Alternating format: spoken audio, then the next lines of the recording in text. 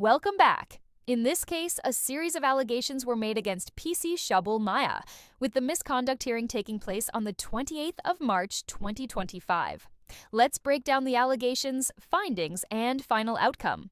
PC Miah did not attend the hearing and was not represented. He also never submitted a formal Regulation 54 response. However, he did engage with the process minimally. For example, he submitted views on whether the hearing should be public or private and provided an unsigned statement. Oh, I bet he was very interested in whether the hearing was public or not. In fact, let's have a little vote. Do you think he wanted the hearing public or private? Go put your vote in the comments below, and we'll see what the majority thinks. The allegations are that between the 5th of April and the 12th of October 2024, PC Miah used his Metropolitan Police Service, MPS, issued mobile phone to send and receive numerous messages with escort and sex worker services, some while on duty. Well, to be fair, we all know police officers get off on their power, so I'm assuming he just felt someone's collar and needed to release. The messages were linked to numbers known to be associated with escort and sex worker websites. I'm also not surprised he has to pay for sex. I mean, he's a copper, right? What self-respecting female would want to let one of them inside? Key evidence in the hearing was text message records showed contact with a large number of mobile numbers tied to escort websites. The officer's unsigned statement, dated the 28th of January 2025, admits to messaging escorts using the work-issued phone. The officer claimed distraction as a reason, but provided no proof or context. Well, at least he's as honest as he is stupid. I mean, are the police paid that poorly they can't afford their own phones?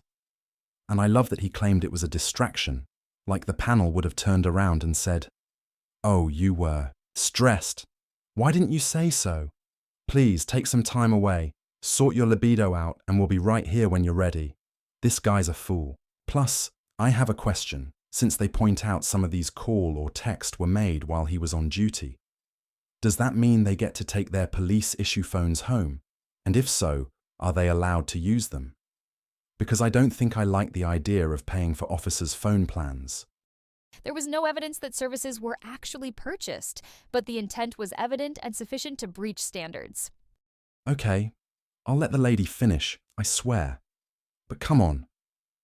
You're telling me he was that hard up he had to try and arrange his bedroom fun while at work, and still couldn't close the deal? Maybe they really don't get paid enough.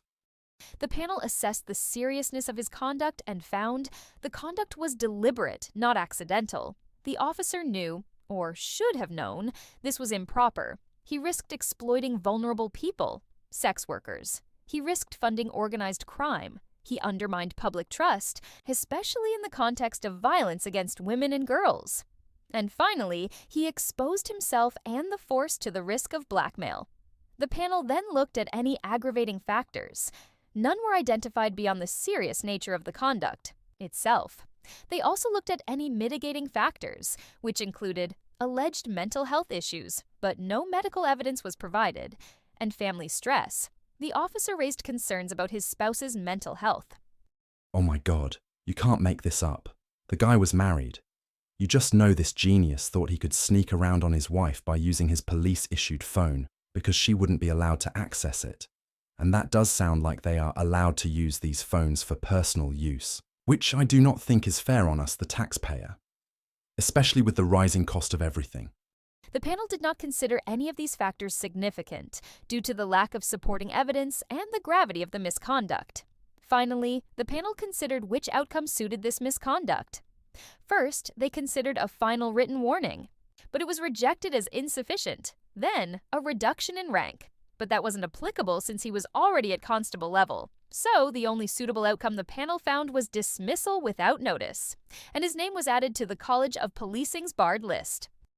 While I applaud the panel on their decision, I have to ask, how the hell did this moron even make it onto the force? So, that was the case of PC Shabul Miah. What do you guys think? Should he have been dismissed, or would you have given him a written warning? Let us know in the comments below, and I'll catch you in the next one. Bye. This, for me, just proves that the police are full of degenerates who only got in because they showed up on recruitment day. But that's just my opinion. Anyway, Thank you for watching. Be sure to subscribe for more updates. Stay informed, stay aware, and remember, accountability matters.